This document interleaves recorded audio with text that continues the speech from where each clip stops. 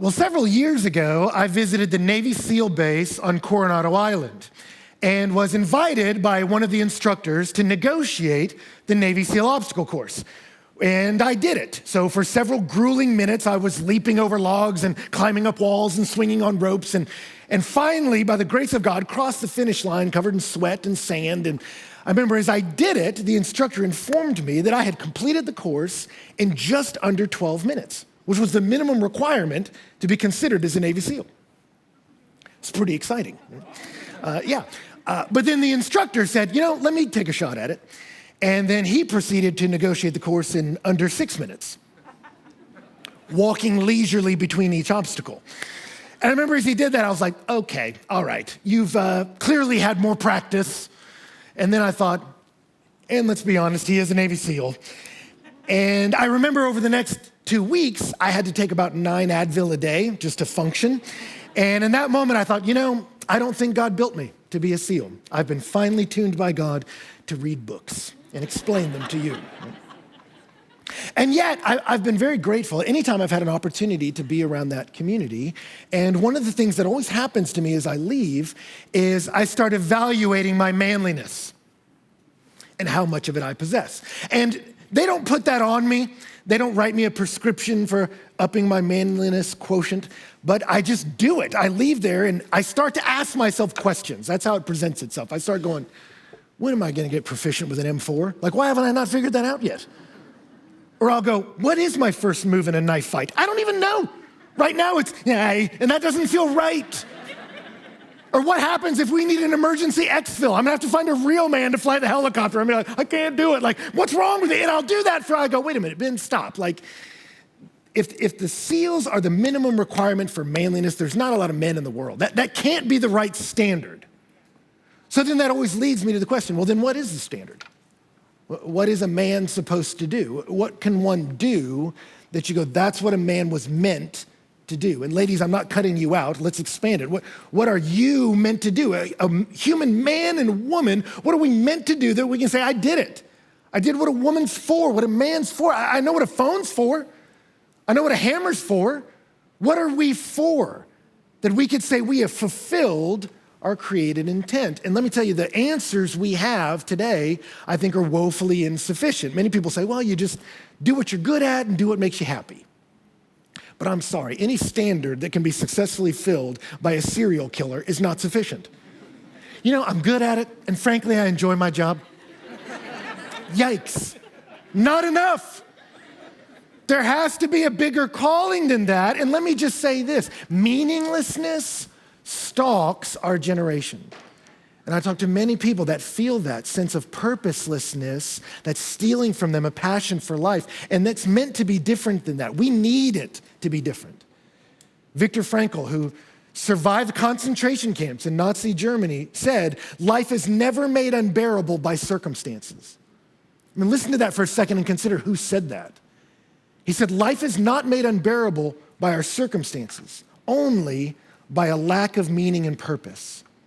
We need a reason why I'm here. And we started this Rest and More series talking about the things that God has set us free from. That there's some activities that we thought would bring us life, but actually brought death. We thought would be life enhancing, but were life taking. We thought would give us freedom, but actually brought us into slavery. And many of us have known that. That's what brought you to church. Man, I've been engaging in activities that really have stolen life from me, and I'm shackled by some addictions and shame and regret I want to be free from. And the Bible says, yes, there's all kinds of stuff Jesus came to set you free from that you are now meant to say no to. But if we say all these no's, then what? Free to do what? What's the yes we're called to? And what I want to do today is just kind of pull back and ask that question. And what's fascinating is in the Old Testament, the people of God, if you remember in Exodus, they were enslaved in Egypt.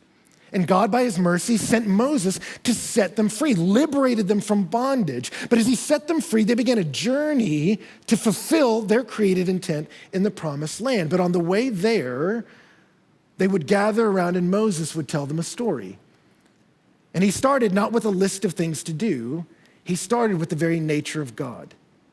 As they sat around the campfires, Genesis 1, he says, hey, you are made in the image of God, male and female. And there's a lot to that, but part of it means we are meant to image him. There are ways we are meant to be like him.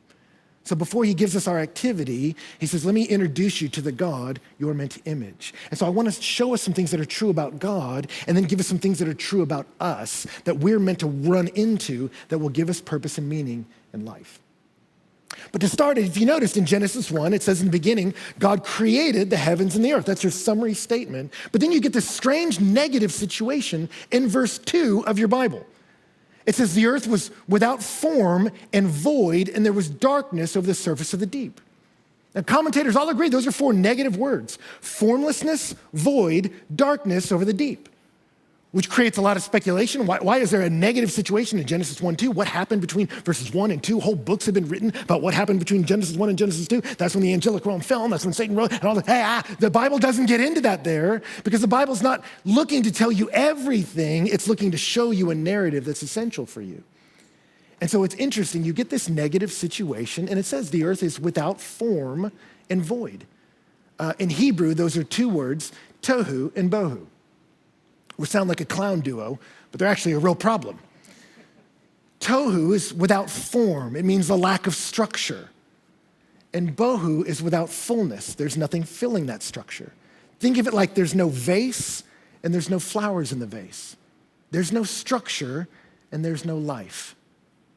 And then it says, over this deep, this watery matrix, the Spirit of God begins to hover over the face of the darkness. That suddenly you see that in the midst of that darkness, the Spirit of God moves into it.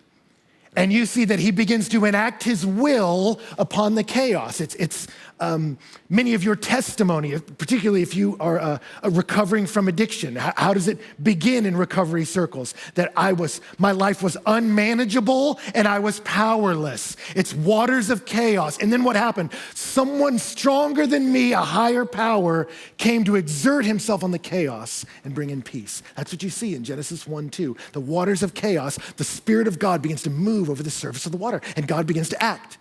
And he says, let there be light, and then he separates that light from the darkness, and then it says there was evening and there was morning, one day. What's a day? It's a rotation of the earth. That you see that by the end of day 1, Genesis 1 isn't a science book, but I love it. You've got molecular energy, this watery matrix. You've got electromagnetic energy, let there be light. You've got gravitational energy, this thing's beginning to rotate, that you see God begin to exert himself, and he begins to spin this watery matrix. And what happens by day 2?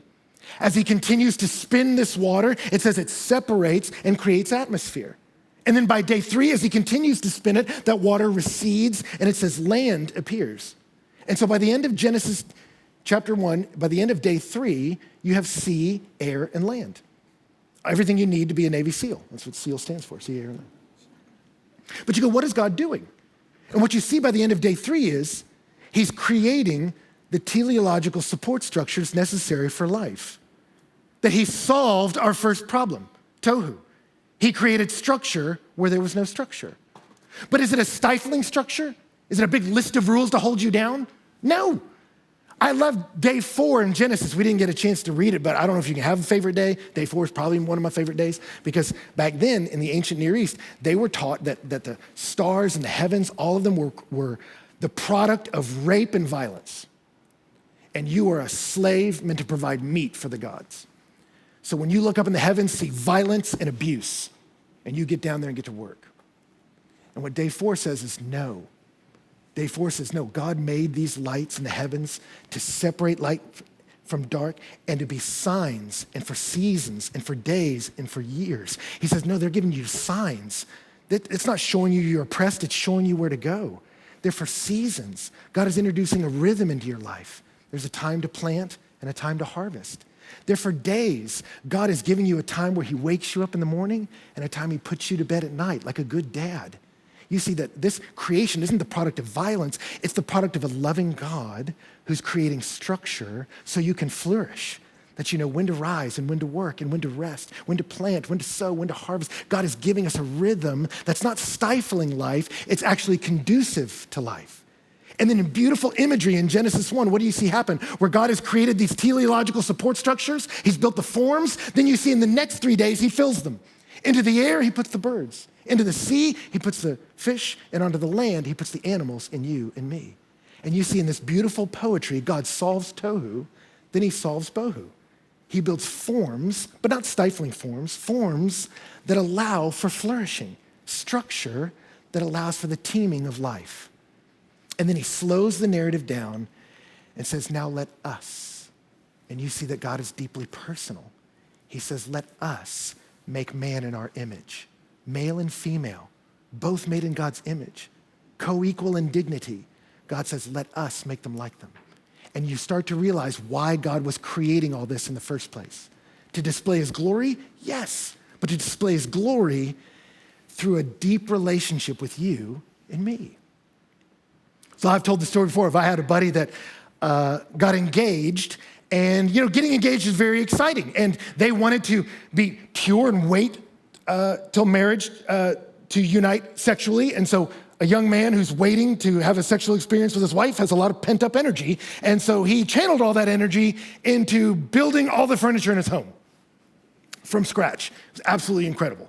The man went to the forest. I mean, it was unbelievable. I can't put together a desk from IKEA. This guy is in the woods going like, that's gonna be my end table. Ah! Right, and it's like sanding it down, shaping it. And I remember I stayed at his house the night before their wedding, walked in, and the dude had built all their furniture from hand. Like the coffee table, the bed frames. I'm like, this is unbelievable. And I remember as I was looking at it, I was like, man, from the wisdom in your mind, because of the strength in your arm, because of the love in your heart, you built all this. And not as a monument to yourself, although it does that, it displays your glory. You built it to create a stage on which you and the person you love can build memories and grow deeper and share life and love each other. Love led you to build this structure so that your relationship could flourish. And you see, that's what God did. He builds this playground for us that we would get to know him. And then you get the seventh day, which is the day of rest. The first full day of human story, we don't work at all. We sit and enjoy the God who made this with us. And then in Genesis 2, it tells the whole creation story again. And we won't go through all of it, but did you notice there's a negative situation again?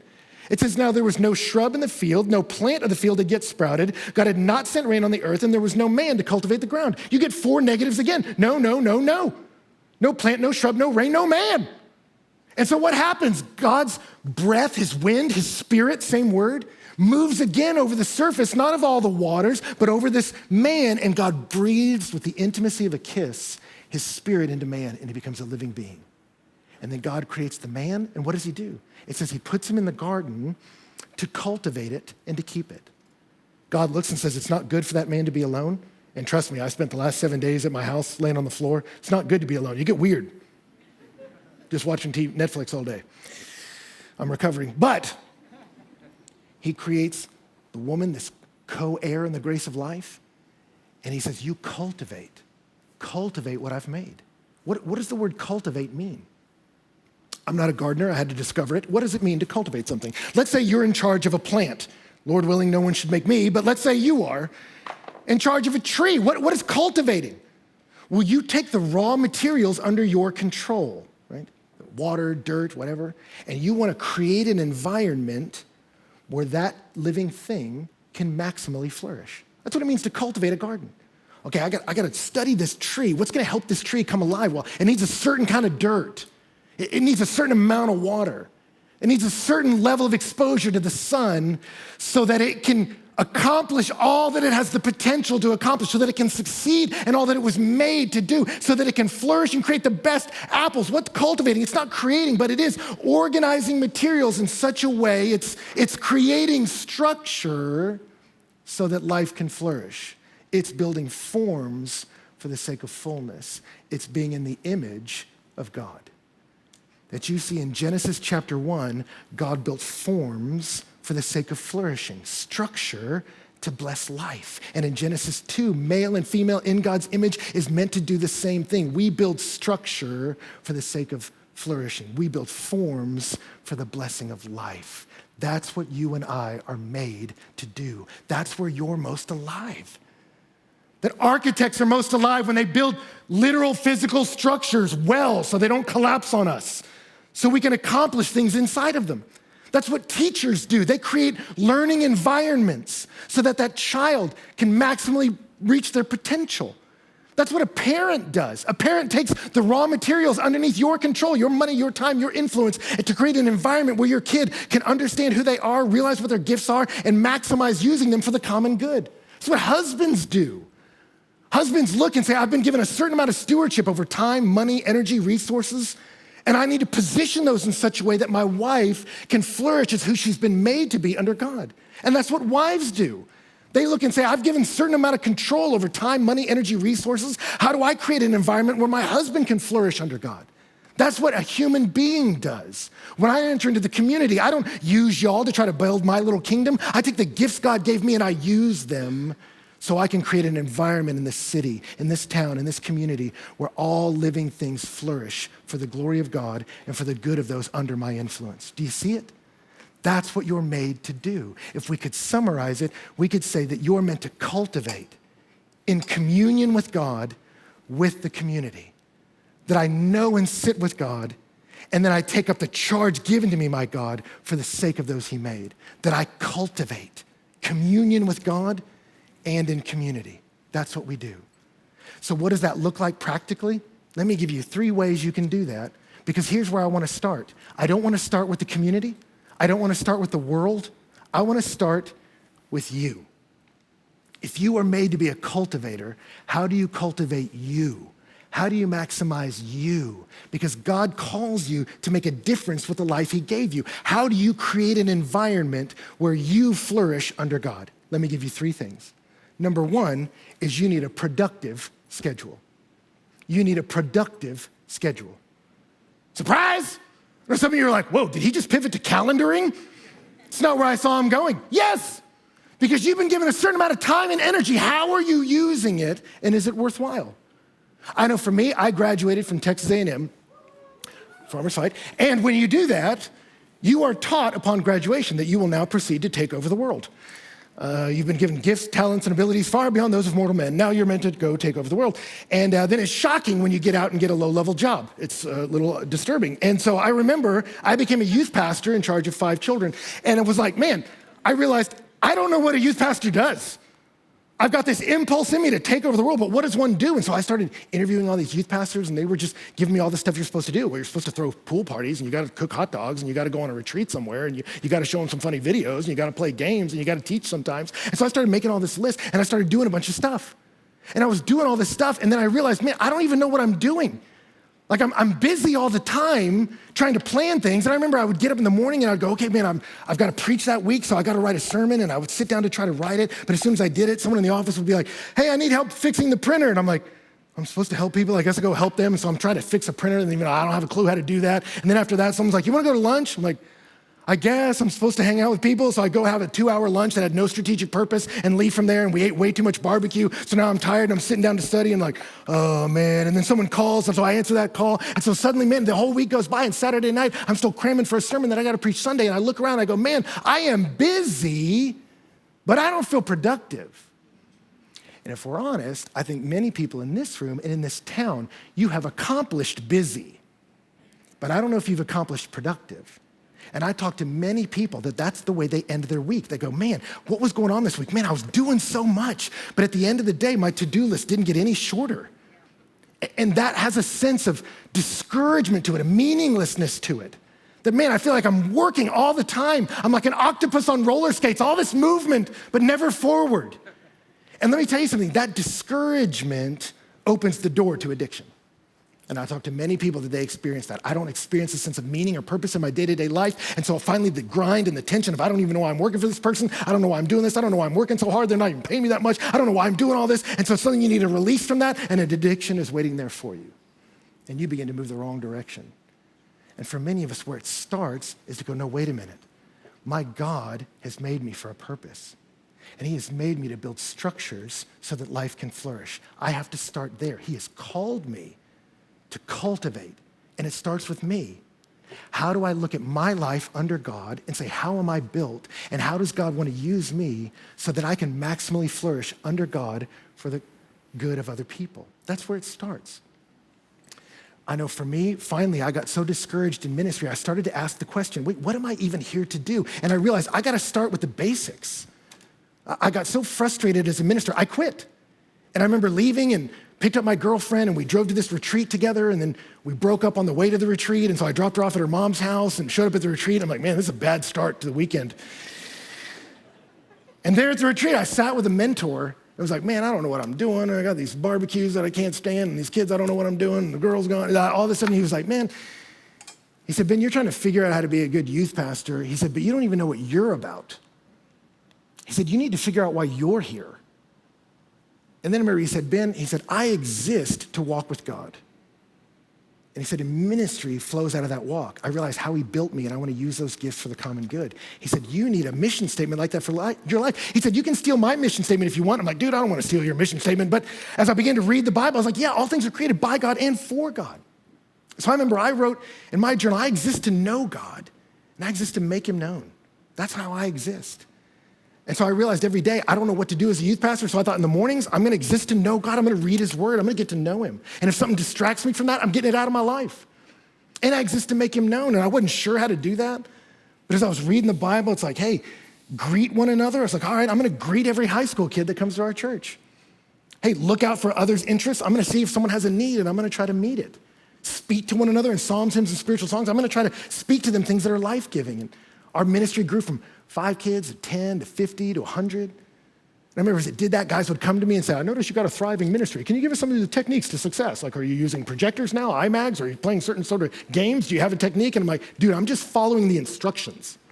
I'm just walking with God and trying to figure out how he gifted me. I realized that they put me in charge of finances, and it was not good. I would lose money. Like, I'd be like, where did I put those thousands of dollars? I realized you can't put me in charge of this. Don't give me the money. They put me in charge of counseling people. That didn't necessarily go well. I like people, but we sit one-on-one, and after about 5 minutes, I'm like, yeah, man, I think you should stop doing that.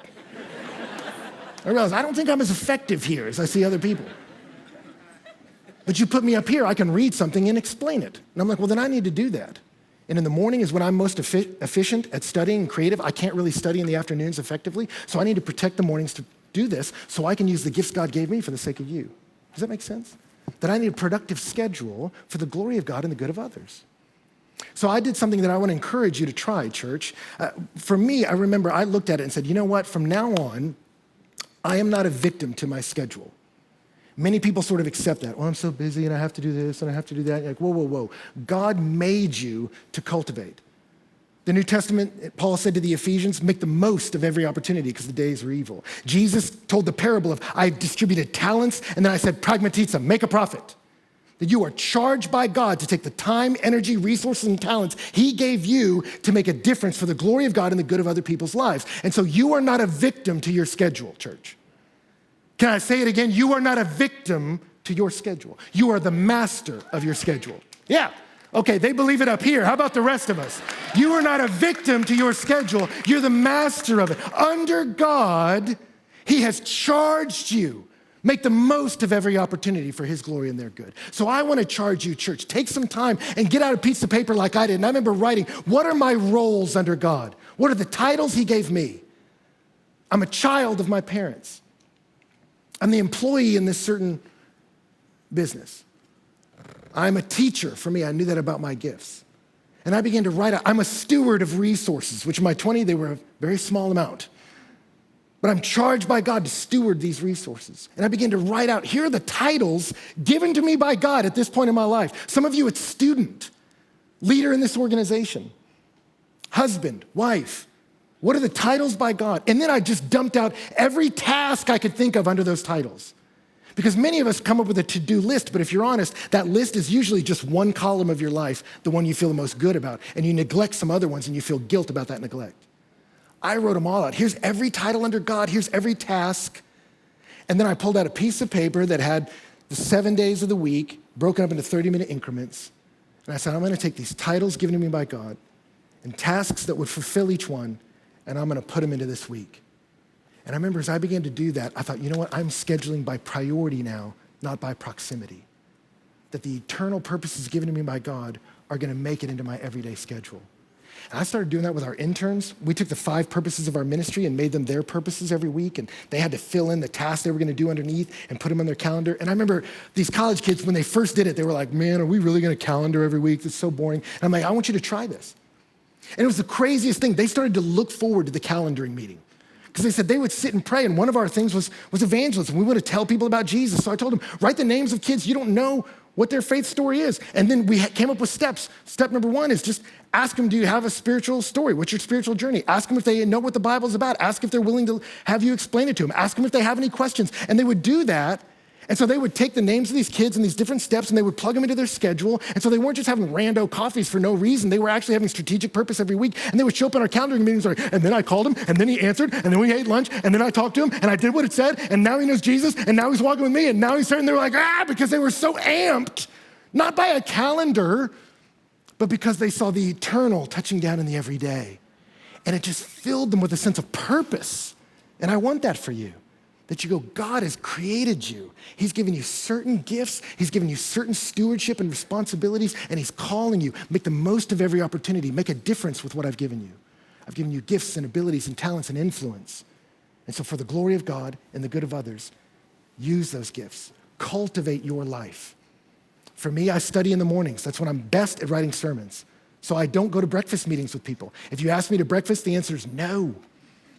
But in the afternoons, I can't write a sermon, but I can listen. So I sit with our staff and have meetings. I'm a dad, and right now my kids go to bed at 7 o'clock, allegedly, hypothetically. I get home from work at 5. When I was single, I'd work till 9, 10 o'clock at night. Like, what am I gonna do, sit at home? I would just work all the time. I liked work. But now I'm like, I have 2 waking hours with my children. So if you say, hey man, can we go to dinner after work? The answer is no, because I'm a dad and I don't wanna miss this window. You wanna hang out after church, I'll visit with you out front. But I'm not gonna give this away because I'm called by God to steward these kids, and I don't wanna say no to that calling under God. And the more I see that purpose work its way into my everyday, the more I'm shot through with a sense of meaning, and I want that for you as well. Second thing is, not only a productive schedule, but a positive sanctuary. Positive sanctuary. What I mean by that is all of us will seek refuge from the daily stresses of life. And if you don't choose a constructive one, the devil will always offer you a destructive one. And we saw that last time we talked about this, that before any temptation looks attractive, God has to look less lovely. And so Paul warned his followers to the Corinthians. He said, I'm concerned that the devil has lured you away from a pure and simple devotion to Christ. That as you're making your schedule, can I challenge you? In Genesis, what was the first full day of the man and woman? It was to rest in Sabbath with the Lord. What's your first priority in your schedule? That you would go and sit with the God who made you. That you were made to enjoy him. You were made to know him. All things are made by him and for him. So I want you to cultivate communion with God. That if you're meant to image him, know what he's like. If you're meant to be like him, draw near to him. Let me challenge you to do that. It's fascinating. This week when I was laid out all week, I binge watched Forged in Fire. It's a TV show about knife making. It's very obscure. Like I said, it's not good for a man to be alone too long, but I watched this show, fascinating. These guys, they would get 4 guys, walk them into a forge, and at the beginning, they would give them some challenge, like, hey, here's a big pile of ball bearings. You have to melt these down and make a Bowie knife. And these guys had 5 hours to construct a knife. But then, as they did it, the guy who ran the show would tell them the parameters. Hey, I want you to build this kind of knife. It has to be this long. It has to have this many tangs. It has to have a pommel at the end. He would explain it to them. But inevitably, you would see some person that suddenly they got on that show and they had a vision of what they were gonna build and they were gonna do. And so the show starts and they just start building something. Ding, ding, ding, ding, and they're firing it and killing it and doing it. And they build this whole apparatus that at the end, as it goes to get judged, theirs doesn't even get sampled. Because they said, hey man, you didn't follow the parameters. So what you built was not what we called you to build. And so this is not going to be something that's even valued in this moment. And you see these guys get cut because they didn't stop enough to listen to the person running the show about what they were meant to build. And my concern for many of us is we're so active and so busy that we're hurrying up and building a little kingdom, a little monument to our glory. And at the end, God's going to say, that wasn't the parameter. That's not what I wanted you to build. that I'm running this show and I'm building a kingdom for the glory of God, for the good of humanity, and you are building a little kingdom about yourself that's gonna fade in 10 years. I don't want you to do that. I want you to sit with me. I want you to hear my heart, because I gave you those gifts and I want to use them. Not to use people, but to bless people. And I love that it's first. He puts it in there first. And I want to challenge you to do that as well, because we need that. That it was from the fullness of Sabbath that Adam and Eve were meant to then go out and serve the world. And it's the same with us. If you go out and just get busy in your life, for many of us, if we're honest, we work so hard because we're trying to get approval and get acceptance from what we've built. And so you're trying to use people with your gifts rather than bless people with your gifts. And God in his mercy says, rest with me first. Get near to me first, so that when you show up in the world, you are a fountain of life, not a drain of life. You're using those formidable gifts God gave you to bless people, not exploit or use people. That you're building a kingdom that will last for the glory of God and the good of others. So I would challenge you, prioritize your relationship with God. It's good that you're here, and I want to challenge you, keep doing that. Do it consistently and do it creatively. Consistently get in this word every day. Let the words of God shape your mind. Load your mind with thoughts of God to shape your heart for God, that you'll run with God. That's how we're meant to live. That my thoughts are the fuel for the fire of my affections, and my affections move my actions. So load your mind with thoughts of God every day. How you do it is really up to you. 2 days ago, I read all of 2 Timothy in my devotional time. It's a short book. It's like 2 pages. Yesterday, I read 1 verse in Titus, the next book. Some people like to read through the whole Bible every year. I don't do that, because, especially in this town, when you set devotional goals like that, I'm gonna read through the whole Bible in a year, then what's the goal become? The goal is to read through the Bible. I gotta read through that Bible. And you're like, no, the goal is devotion. And reading the Bible is a means to cultivate devotion with the Lord. And so I wanna cultivate that time with him. It may look like reading a whole verse. It may look like, or a whole book. It may look like reading a verse. But the goal is cultivation of intimacy. With my wife and I, we need a consistency in our rhythm. For us, it's about 8 to 9 o'clock every night. We get a chance to catch up. And we know that time is there. About 8 to 9, if anything crazy's happened during the day, finally after the kids get down, we have about an hour every day to just say, how was your day? How was yours? But if that's all we ever did, that's not really a romantic, dynamic relationship. That's not really a date night. Okay, tell me about your day. It's 8:30, stop, now it's my turn. It's good to stay updated, but that's not real exciting. So we have a consistency, but then you need creativity. Let's go on a trip together. Let's go someplace fun. Let's go try something we haven't tried. And I love that the invitation in Genesis is go out into creation and see the nature of your God through what he's made. And I want to challenge you, consistently get to know God in his word. Consistently show up a community group, show up here, and then creatively, go take a walk with God Saturday night that's not scheduled. Go crazy. Get together with some friends in the middle of the work week and just take prayer requests and pray for each other, and then keep a log of prayer requests to just see what happens. See what he answers in a couple months. Just see. Find ways to creatively engage with the God who made you. Consistency and creativity. We're meant to cultivate a communion with the God who made us so that we can use our gifts for the sake of the community. And that's the last piece you need, is you need community. You need an us. God looked at Adam and said, it's not good for this man to be alone. And it's not. And it's not good for us to be alone. And boy, if the last 2 years have taught us anything, it's that. Many of you have spent way too much time alone, and you've gotten weird. And we love you. We're gonna love you right through it. And I get it, I'm there. I mean, I showed up all week by myself this week. I showed up here and I didn't know what to say to people. I hadn't talked to another human. I was like, so what did you eat this week? I don't know. We're gonna make it, we're all gonna make it. But God said it's not good for that man to be alone. It's not good to just be a receiver of God's grace. We're meant to be conduits of his grace to other people. That God gave you gifts for the sake of us. He gave us gifts for the sake of you. That Paul told Timothy, flee youthful lusts. Pursue righteousness along with those who call out to God out of a pure heart. That's what we're meant to do. We cultivate communion with God as a community together. And as we do that, we can bless each other, and that blessing can exponentially move outside the boundaries of this place, through the city, through a country, through a world. That's what we're meant to do. Now, some of us hear that and you go, well, Ben, why don't we live like that? If it's that simple, that beautiful, that's what we're meant to do. Intimacy with God and impact in the world, that I'm meant to cultivate communion with him, to serve the community. If that's what I'm meant to do with my life, that's so invigorating. Why haven't we been doing that? Well, it's because Genesis 3 follows Genesis 2. That you have an enemy who came to unravel all that and bring chaos back in. How did he unravel that chaos? Let me put fear and division between Adam and Eve. Let me put distrust and fear between Adam and Eve and God. Let me unravel these relational pieces so that chaos results. That's the tragedy we all live in. And we've all said yes to that chaos, every one of us. And yet here's the good news. Where Adam failed, Jesus Christ was called the second Adam. And he came and he prioritized intimacy with his Father. That he loved him. He drew near to him. He said, I'm only going to do what I hear my Father tell me to do. I'm only going to say what he calls me to say. He lived the perfect life we could not. And he said, I'm here to build a kingdom. What's a kingdom? It's structure. It's a system of rule.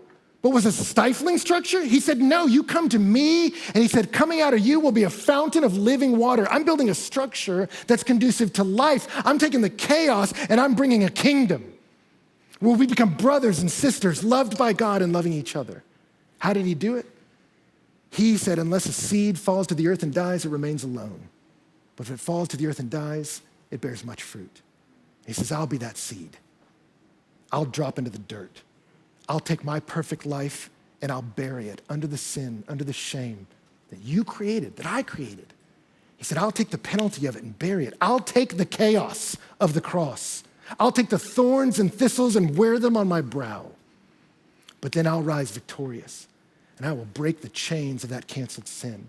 I will pull people out of the kingdom of darkness and into the kingdom of the beloved Son. I will create a family, a structure where you know I can be loved by God because of the grace of Jesus, and I can be knit together with brothers and sisters for God's glory and their good. I will love them with the gifts the Spirit of God has put in me. Jesus Christ is reweaving the broken fabric of society. He's building a kingdom for all those who trust in him.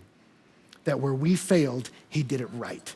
And when you put your faith in him, you are given the opportunity to run with the King towards your created intent.